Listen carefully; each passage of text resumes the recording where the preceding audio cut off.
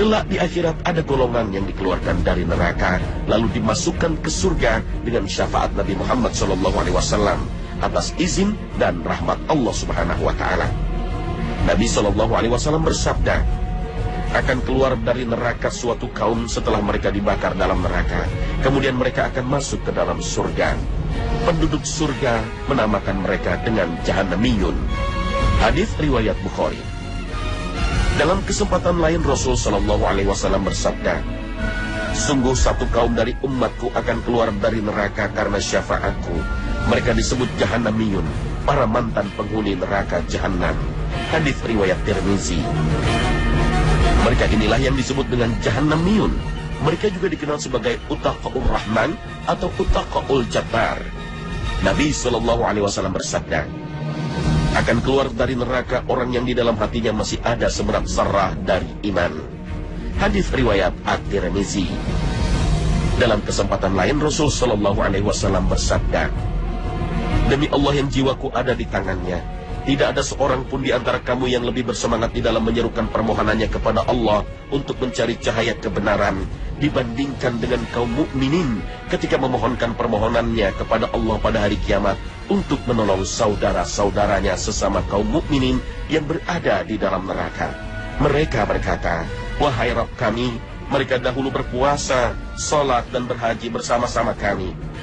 Maka dikatakan oleh Allah kepada mereka, keluarkanlah oleh kalian dari neraka orang-orang yang kalian tahu. Maka bentuk-bentuk fisik mereka pun diharamkan bagi neraka untuk membakarnya. Kemudian orang-orang mukmin ini mengeluarkan sejumlah banyak orang yang dibakar oleh neraka sampai kepada pertengahan betis dan lututnya. Kemudian orang-orang mukmin ini berkata, wahai Rabb kami, tidak ada lagi di neraka seorang pun yang engkau perintahkan untuk mengeluarkannya. Allah berfirman, kembalilah, siapa saja yang kalian dapati di dalam hatinya terdapat kebaikan seberat 1 dinar, maka keluarkanlah dari neraka. Maka mereka pun mengeluarkan sejumlah banyak orang dari neraka. Kemudian mereka berkata lagi, wahai Rabb kami, tidak ada lagi seorang pun yang kami sisakan dari orang yang engkau perintahkan untuk kami mengeluarkannya. Allah berfirman, kembalilah, siapa saja yang kalian dapati di dalam hatinya terdapat kebaikan seberat 0,5 dinar, maka keluarkanlah dari neraka. Mereka pun mengeluarkan sejumlah banyak orang. Selanjutnya mereka berkata lagi, wahai Rabb kami, tidak ada seorang pun yang engkau perintahkan kami sisakan tertinggal di neraka. Allah berfirman, kembalilah, siapa saja yang kalian dapati di dalam hatinya terdapat kebaikan seberat biji zarrah, maka keluarkanlah dari neraka. Maka mereka pun mengeluarkan sejumlah banyak orang. Kemudian mereka berkata lagi, wahai Rabb kami, tidak lagi kami menyisakan di dalamnya seorang pun yang mempunyai kebaikan. Pada waktu itu Abu Sa'id Al-Khudri mengatakan, apabila kalian tidak mempercayai hadis ini, maka jika kalian suka, bacalah firman Allah yang artinya, sungguh Allah tidak akan menzalimi seseorang walaupun sebesar zarrah, dan jika ada kebajikan sekecil zarrah, niscaya Allah akan melipat gandakannya dan memberikan pahala yang besar dari sisinya. Al-Quran Surah An-Nisa ayat 40. Demikian seterusnya. Hadis riwayat Bukhari dan Muslim. Kelompok Jahannamiyun ini sebelumnya disiksa di neraka, sehingga wajah dan tubuh mereka hitam bagaikan arang. Sebelum masuk surga, mereka dibersihkan terlebih dahulu. Sahabat Abu Sa'id Al-Khudri radhiyallahu anhu berkata, mereka dinamakan di surga Al-Jahannamiyun karena hitamnya wajah mereka. Kemudian mereka berdoa, wahai Tuhan kami, hilangkanlah bekas ini. Maka mereka diperintahkan agar mandi di sungai surga, dan bekas tersebut hilang. Hadis riwayat Ibnu Hibban. Dalam riwayat yang lain, mereka juga mendapatkan kucuran air kehidupan dari penduduk surga. Rasulullah Shallallahu Alaihi Wasallam bersabda, adapun ahli neraka yang menjadi penghuni kekalnya, maka mereka tidak mati di dalamnya dan tidak hidup.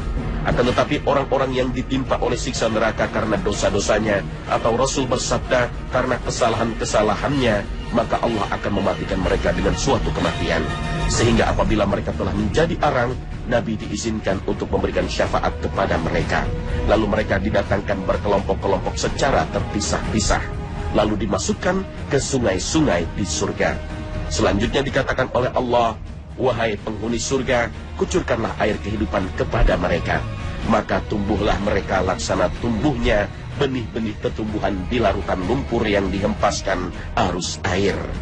Seseorang di antara sahabat berkata, seakan-akan Rasulullah SAW berada di padang gembalaan di suatu perkampungan. Hadis riwayat Muslim dan Ibnu Majah.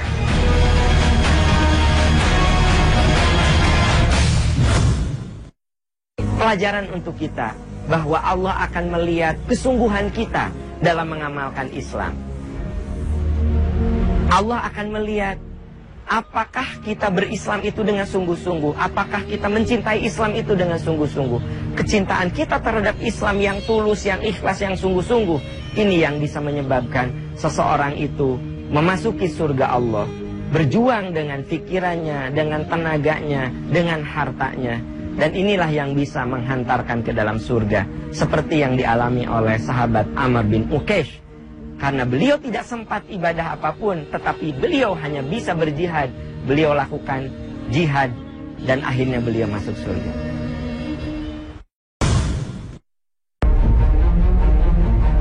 Kita tidak akan pernah tahu apakah amalan di dunia yang berbuah surga. Amalan ibadah yang dirasa khusyuk dan berpahala besar belum tentu menjadi kunci pembuka surga. Nabi SAW justru menyebutkan seorang bisa masuk surga karena sebuah amalan kecil. Sahabat Abu Hurairah berkata bahwa Rasulullah SAW bersabda, ada seseorang laki-laki yang melewati ranting berduri berada di tengah jalan. Ia mengatakan, demi Allah, aku akan menyingkirkan duri ini dari kaum muslimin sehingga mereka tidak akan terganggu dengannya. Maka Allah pun memasukkannya ke dalam surga. Hadis riwayat Muslim. Kisah ini menjelaskan luasnya rahmat Allah Subhanahu wa Ta'ala dan agungnya pahala yang disiapkan buat hamba-hambanya yang beriman. Allah Subhanahu wa Ta'ala memasukkan laki-laki tersebut ke dalam surga meski amalannya hanya menyingkirkan gangguan dari jalan kaum muslimin. Seseorang masuk surga sesungguhnya karena fadilah Allah Subhanahu wa Ta'ala, tidak semata karena amalan yang diperbuat. Rasulullah SAW pernah bersabda, dekatkanlah diri kalian kepada Allah Subhanahu wa Ta'ala dan tepatilah kebenaran. Ketahuilah bahwa tidaklah salah seorang dari kalian akan selamat dari neraka dengan amalnya.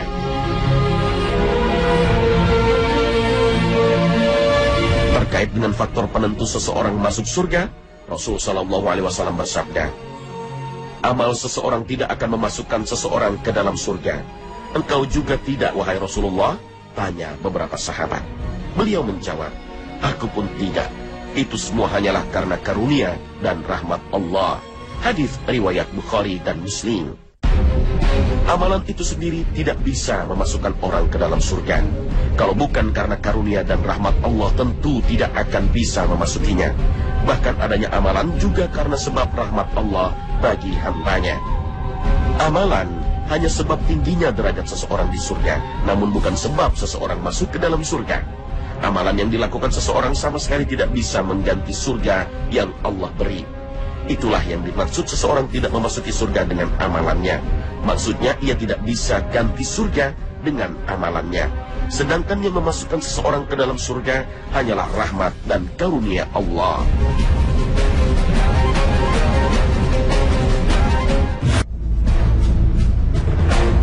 Pemirsa Khazanah, kita masuk surga bukan semata-mata dengan amalan kita.